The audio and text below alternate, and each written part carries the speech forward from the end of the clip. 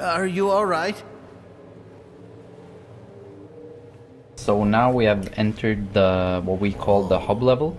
This is the level that you visit every time that you finish the chapters of Among the Sleep.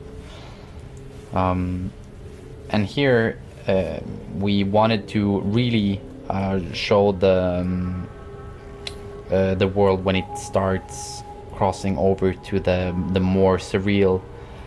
So you have a floating island of rock and some pipes. Floating in the void. Yeah, floating in the void in the middle of nothing, and then you come to this warm and nice playhouse. So it has this introduces the surreal aspect, the more dreamlike aspect of the game.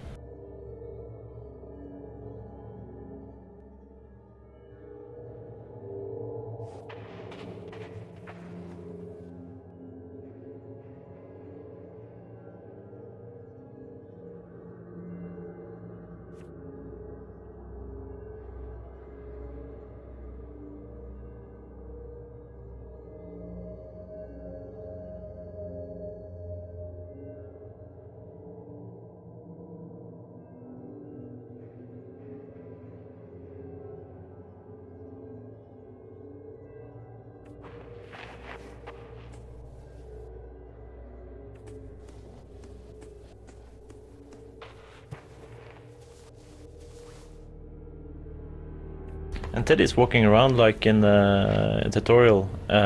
We kind of decided that Teddy should walk around when it's safe, and therefore it's kind of only this area after the 0-0 that you can actually see him walking around.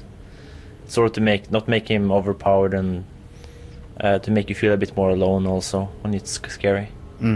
At the same time, we also knew that we had to have him walk around in this level, otherwise he would be too distant. You would never see him, only except for when you hold Teddy in your arms using the Teddy Light ability, you would never see him.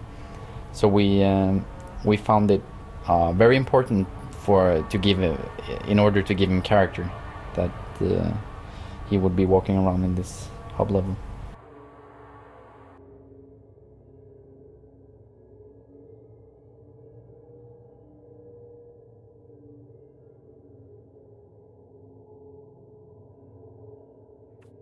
A playhouse? What's that doing here?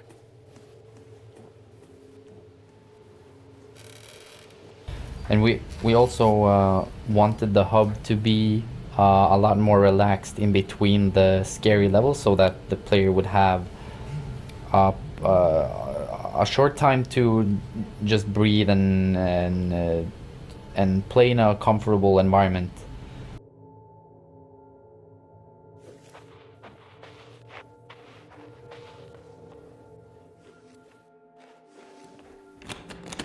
Is it locked?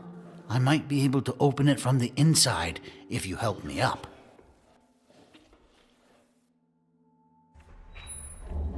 Whoa, look at this place.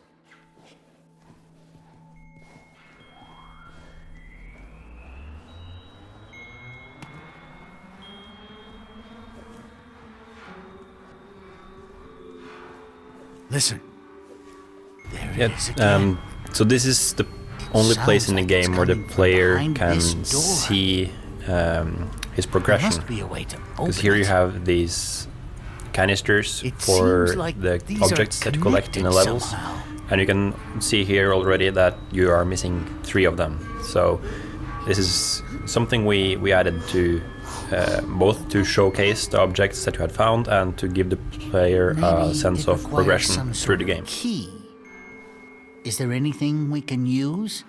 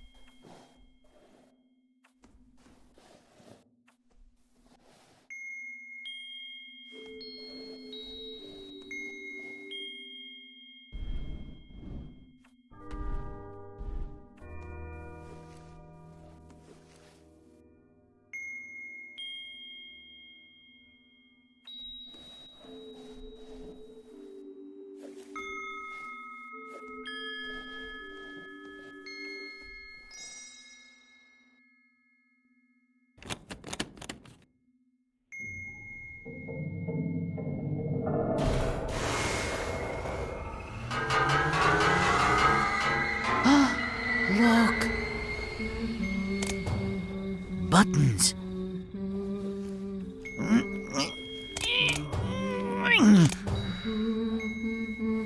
What happened? Why didn't it open? Maybe we have to press both at the same time. That's it. It seems like the memory you shared with her unlocked the door. Maybe if we can find more memories like this, it might bring us to her. It looks like we need 3 more.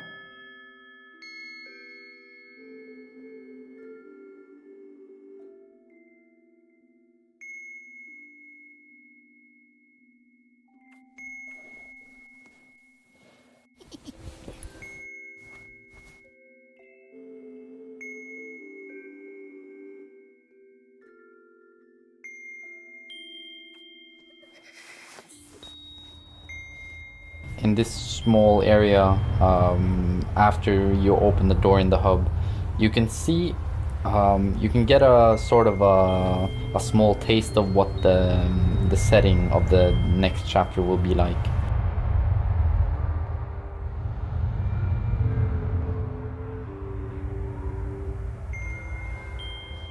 Cool. That's level hub.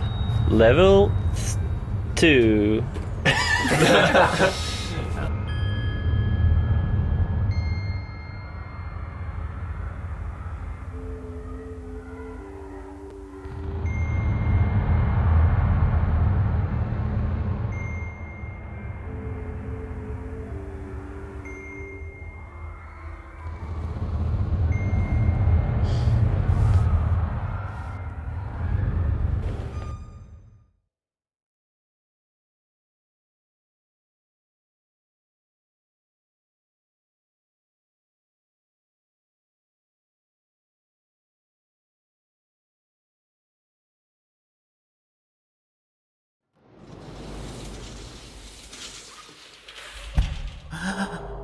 Where are we?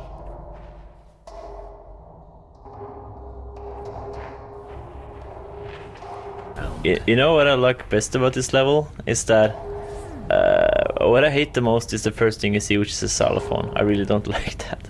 But It is a bit cool though, as it's a xylophone. Bridge later, or it's a reference to a thing that comes later in the same chapter. oh yeah, but okay, yeah, that's true. Well, it makes a funny sound. That's true. Oh, how come you don't like the... Because I don't like the sound. Oh, I think it's awesome. Just the like we talked about earlier, that the game is so heavily based on physics. It's definitely been a challenge to make it, and it's caused several problems. But it also just gives a really good physical feel of the whole of the whole game, and just being able to throw an object like this, the xylophone, and hear the sound as it just hits the ground and bounces. I think it's really good.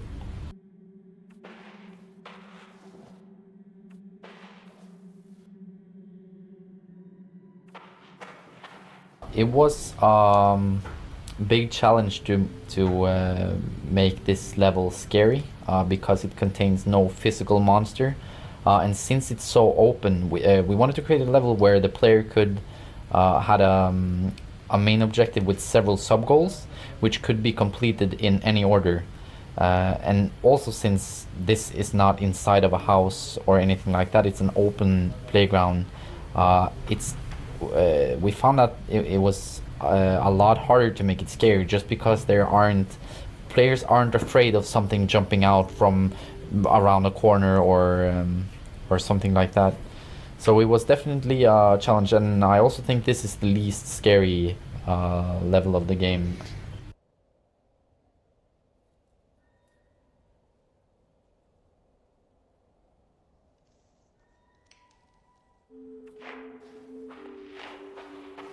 This level was originally just kind of a bridge from reality to fantasy. So it was really short, and you just walked in one door and out another through a tunnel. And it sort of grew as we worked on it and turned into this playground level. Yes, or yeah, that's the start, I guess.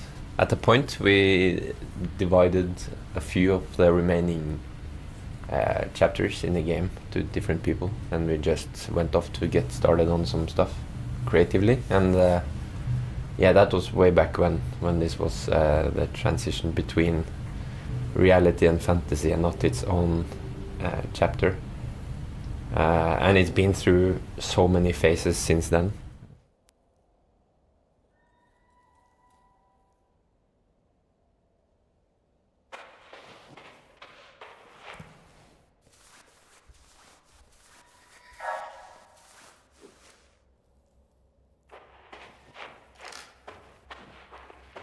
Right here is probably my favorite thing about this level is the fire flowers. Like there's ones who rise up from the ground and ones who are actually on the ground, and they both have like this kind of wind chimey sound when you walk on them. Sort of like it's kind of like they are small bells or something. And that's one of the few the things that I actually really like about the audio in the end. These are so subtle and kind of magical, yet kind of concrete, because you actually are bumping into these flowers.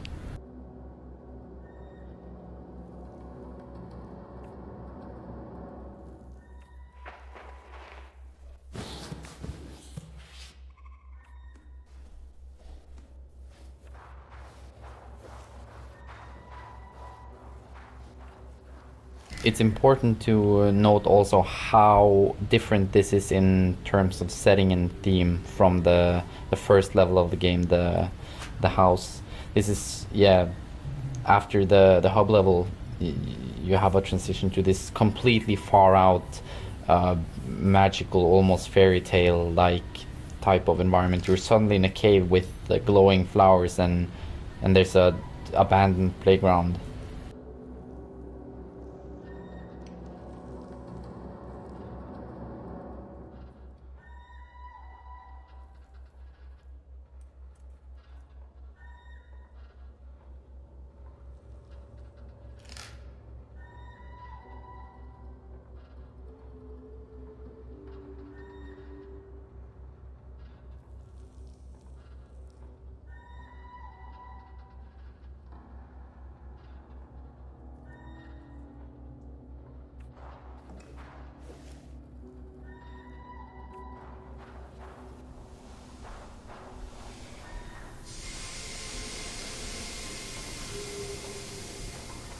It's been huge changes and small ones. Like for instance, the owl you see by the carousel. I think that one took a lot of iterations because people didn't notice it, and then we kind of had this kind of flame that you kind of see vaguely now, but it was too bright, so people thought it was dangerous, so they didn't want to touch it. And it was kind of we used a lot of time to kind of tweak it so it would seem easy to see yet safe to touch. I remember quite a few testers commenting like either they didn't notice it or it was too scary.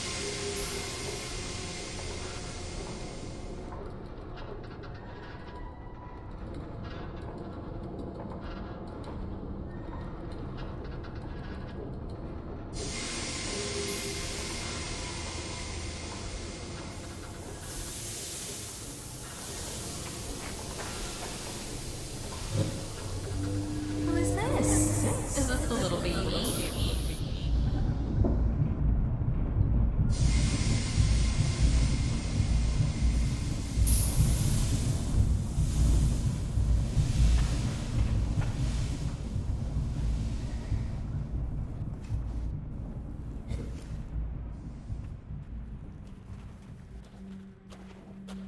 Well, I really like the cave level because, like, it's just an enormous cave and the lighting is fantastic. I think, especially when you enter the big cave room, you can see so much, like geometry and buildings and stuff, and the lighting is just perfect, I think.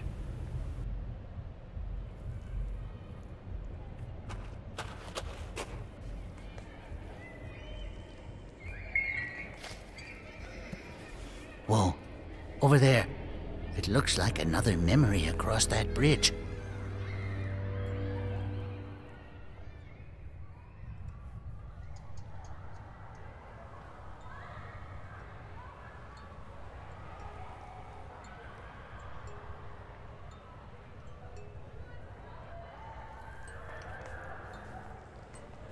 So there's a couple of things about this whole room. We wanted to quickly introduce the end goal, which is the playground castle in the background, which is what you want to reach at the end, and also present the means for you to get there, which is the bridge from the tower over to the castle. And then we had to limit the player from being able to just go there straight away, which turned into this seesaw puzzle where you have to collect the owls around the playground and place them in their nest before you can actually climb up the tower.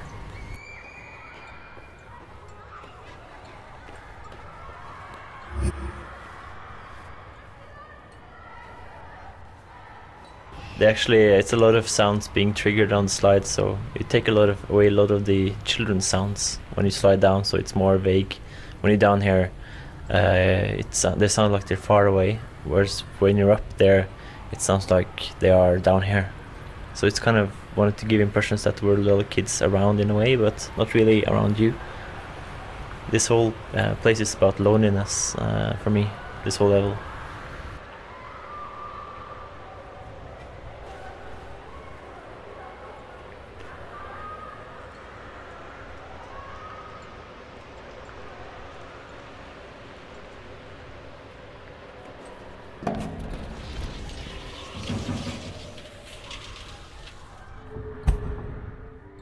Is there a way up this tower?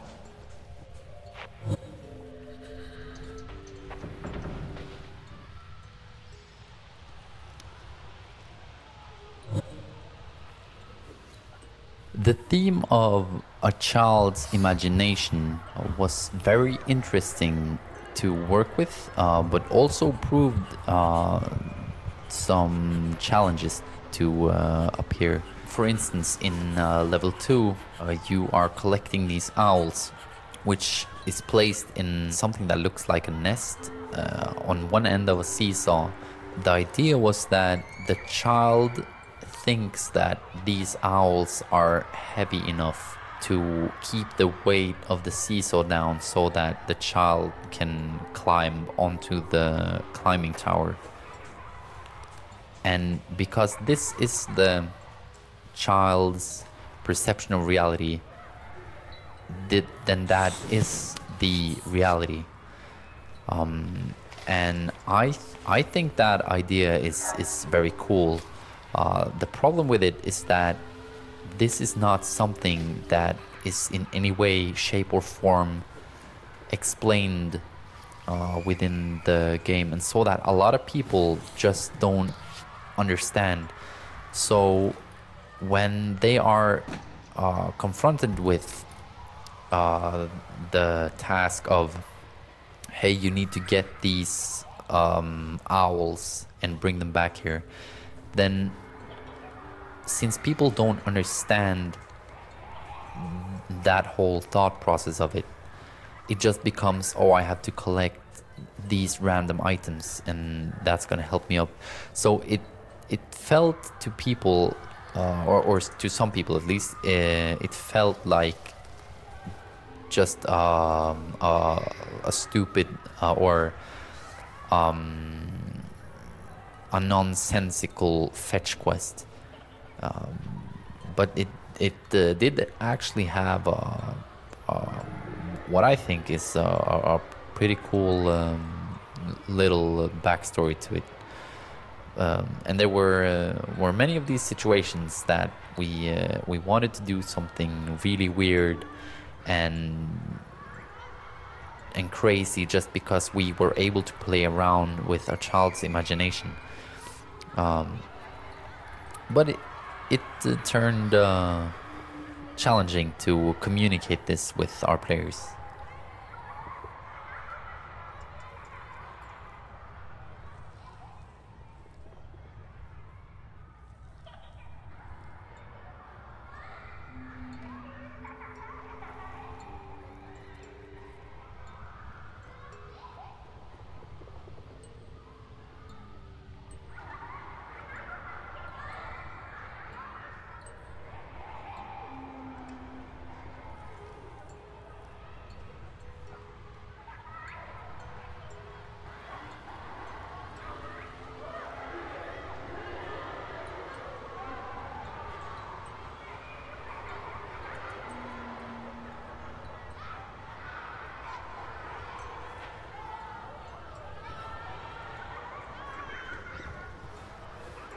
The level is divided into two halves, with the first part when it's daylight and cozy, and you hear the sounds of children playing, and it's a rather uplifting atmosphere.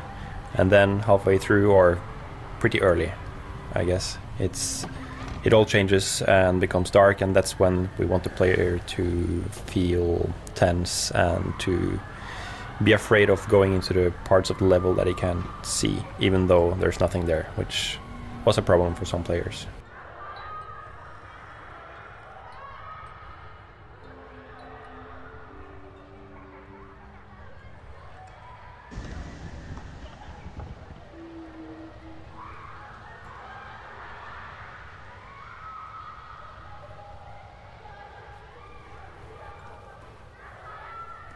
Now we're at the shed, and so far the level has been very not threatening, completely different from, well, more similar to the intro to the tutorial level than the scary dark level 1.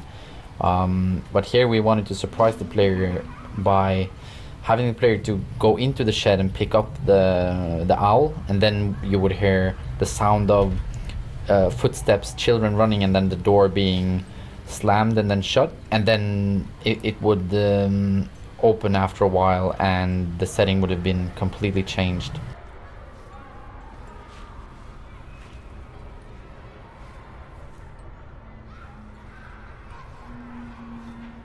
I'm just really proud of, or pleased with the transition when you enter the shed, pick up the owl, and you feel so trapped and abandoned and just alone.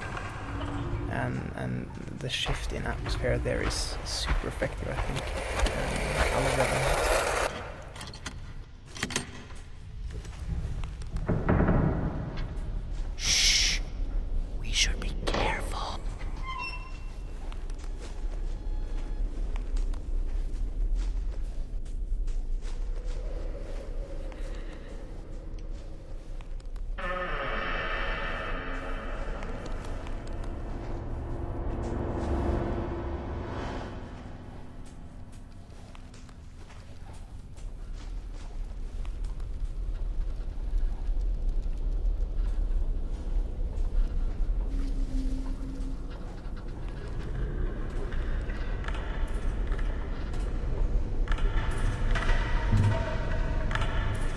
Tell us about saving, loading, and stuff. Well, basically for about maybe 1 or 1.5 years we had no saving whatsoever, and then we had to add that to the game because it was a feature we really needed. So yeah, so basically we added that like way too late into production, and there was like the game was not prepared at all for loading from any stage. So we had to do a lot of work to make that a possibility, and then we had to test it a lot and find all the weird bugs, like loading from a specific point in the game and maybe a chair was not positioned correctly, so you'd get stuck in a door or something. Yeah. So saving, loading is something you would recommend people maybe to start from the beginning with, I guess. Yeah, exactly. It's just so useful to just have it always. It makes it easier to test from like a specific point in the level as well. So what do you sort of, when you were working with saving and loading, there was a lot of, I know there was a lot of sounds that were probably not quite well described, I guess. Well, was there anything else, or was the sound the main purpose? Well, yeah, there was a lot of sounds. Like, so you'd have an audio trigger that you were meant to walk into, and maybe it was called like sound 01, and it's really difficult to know what that sound actually is. And I don't know if like is that sound meant to be turned off when you load from this point, or is it not? It's impossible to tell sometimes. So I had to punch the audio guy a bit every now and then.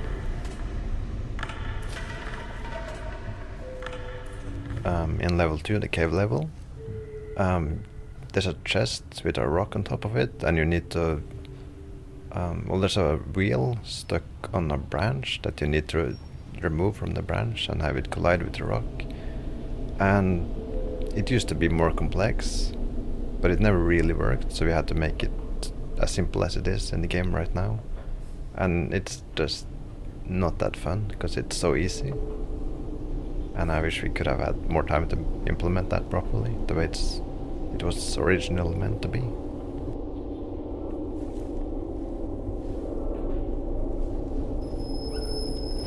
Do you guys remember how many times or how bad the wires or rope physics bugged out? I think that the ropes had gone through 5-6 iterations of using different systems and making systems ourselves and just trying it to get to behave properly. And I guess the final version here is quite subtle and works quite well, but it's just totally worth it. Yeah, totally worth it. It's just a minor detail that makes the entire game worth playing, right? I think we spent about 1 year to get the rope physics right. Good thing we use it everywhere in the game. That's kind of a thing that when you develop a game, you don't know what you're doing. You end up spending so much time trying out stuff, and it's really healthy. And of course, you need to experiment, but after a while, I think everyone lost a lot of their, killed their darlings basically because it didn't work in the end, or it didn't fit with the overall narrative or anything. But that's definitely something interesting we learned from developing this game. It's just so many things you need to try out to make a game, and so many things that probably won't make it. And then we have the notorious chest puzzle. This the rope plays a part of this puzzle, as we mentioned the rope earlier. We've had so much trouble.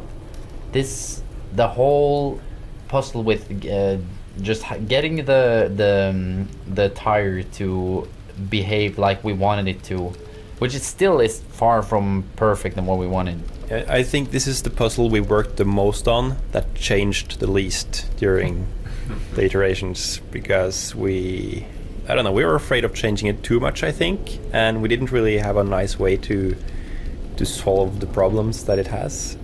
And I think we never really felt like it fit with the whole you're a young child thing. Yeah, because you stretch out and you grab this big heavy tire that's hanging there, and when you think about it, it doesn't really fit. But I don't think people have a big problem with it. It's probably the puzzle that I like the least. I like the idea and the design that we had, but it just never turned out the way I pictured it. And it was partly that the rope was really hard and just it lived its own life. But also we had the internal discussions of this puzzle shouldn't be in because it's too heavy, and people thought that it might break immersion and all that as well.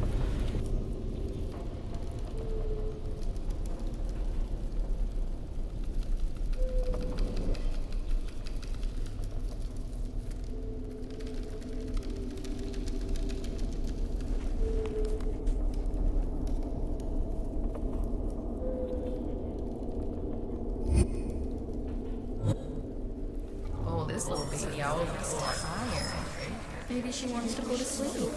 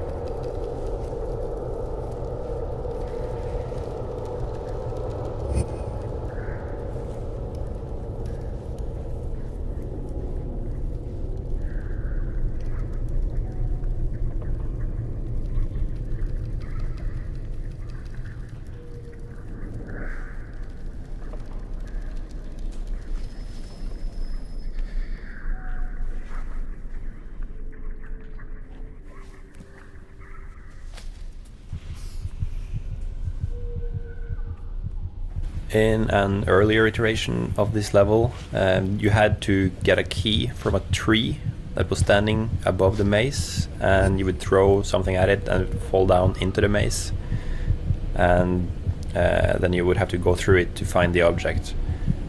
And that was, I think, the puzzle that made us realize that having physical keys that you had to carry around is a bad idea, because the player can toss them around and lose them and never get them back again, which is a hard design problem. So we ended up having inventory objects that you just magically get into your pocket when you click on them, instead of having the player carrying them around.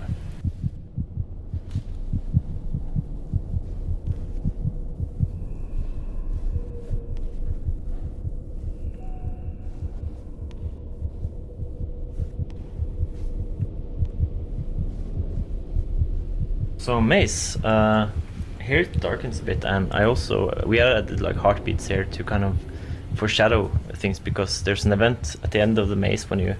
It's also very claustrophobic, but at the end there's like this place, and you can see it leads down, and if you go down you're trapped, and so it starts kind of being scary and heart beating, and the kid is nervous, and with the right to be, because once you go in you're trapped.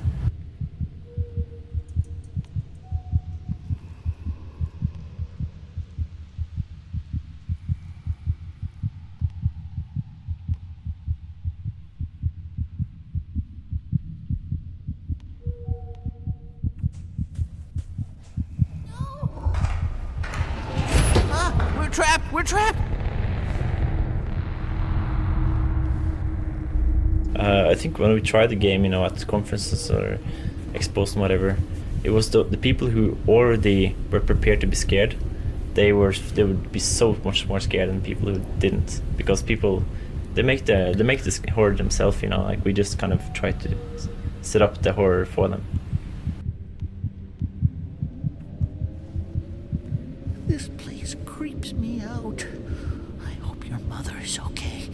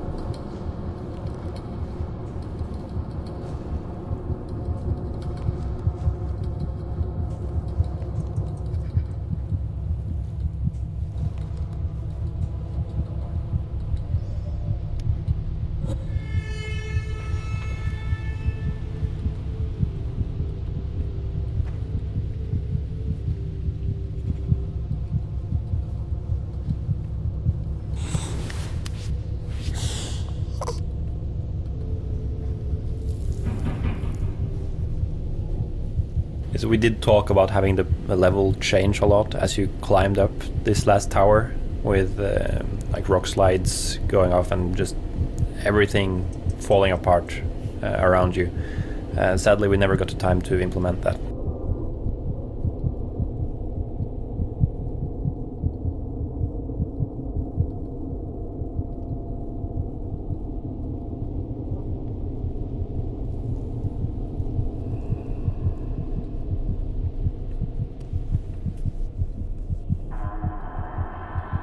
When you go into the tower, every time you go in here, you hear like some sort of rumbling, and you feel like sort of the world around you sort of changes a bit, so that you get the feeling that you escaped something.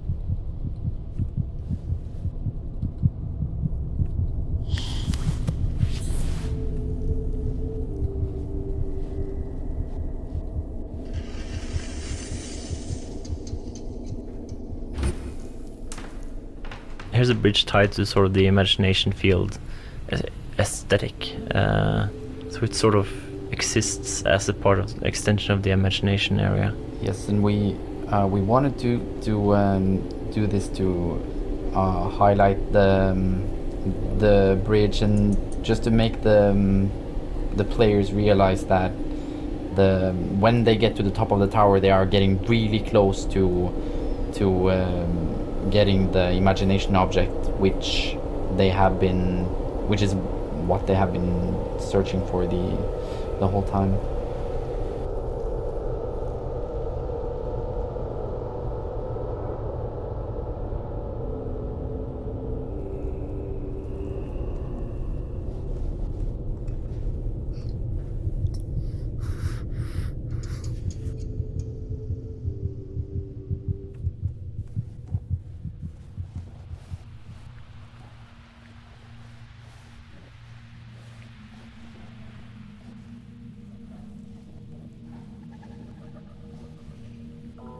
These memory fields, or imagination fields as we call them, they came into being when we realized that we needed to have more concrete goals for the levels. Because in the beginning, your objective in a level was to go and find the exit. So we needed these key fragments that you would collect as you go through the game in order to like unlock the final door or something like that. So we needed to put these objects into the levels in a way that the player would recognize when he or she encounters it. Like, you should instantly recognize that this is something important, something special, something that stands out from everything else. And as these objects are fragments of the kids' imagination, we also wanted them to emphasize that these are part of a different reality than the one you are usually walking around in. So we put the objects inside these glowing, big, refractive spheres. Actually, there are no spheres left. We made it more like drapes that cover invisible things. And yeah, we also had this kind of distortion effect on it, where things inside will appear to be not real, I guess. It's they don't appear tangible.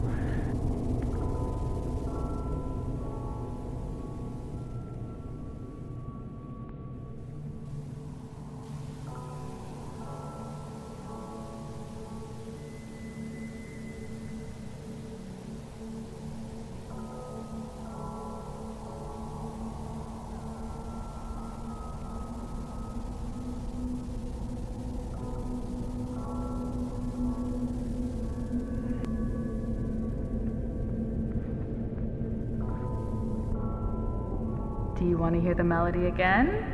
All right, one more time. Then it's time for bed.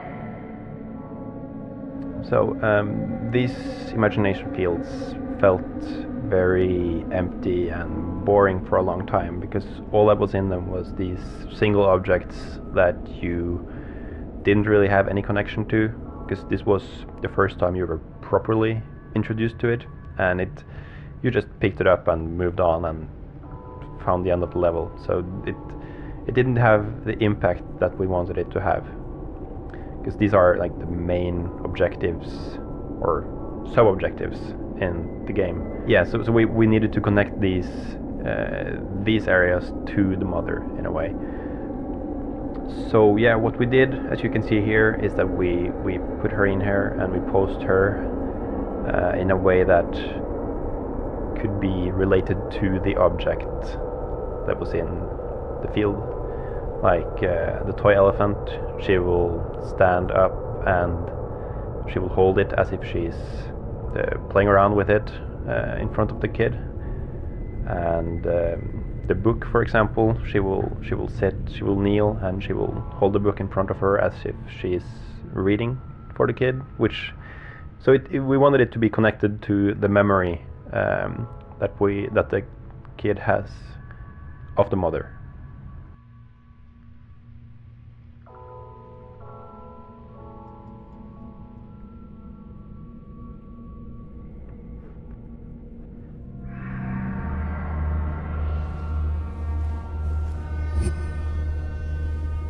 And now we come to the most musical part of our show, the xylophone bridge. I'm not sure if it was still inverted, but there was an accident where we kind of inverted the xylophone bridge so that the biggest one would sound the highest, which is of course not what it's like in the real world, but I kind of liked it. It's kind of a cool disconnect.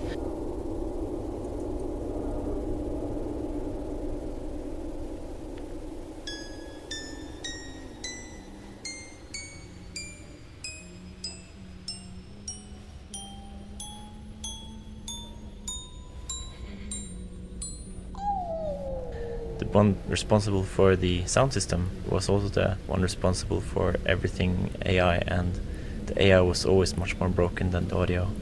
So it was always painful to me to kind of have to tap her on the shoulder and ask if she could look at the audio, because it would always be a bad priority, because we needed AI, of course. So I think that's sort of the most striking part of the game, that sort of shows that it's bad to develop your own audio engine functionality when you don't really have the resources for it.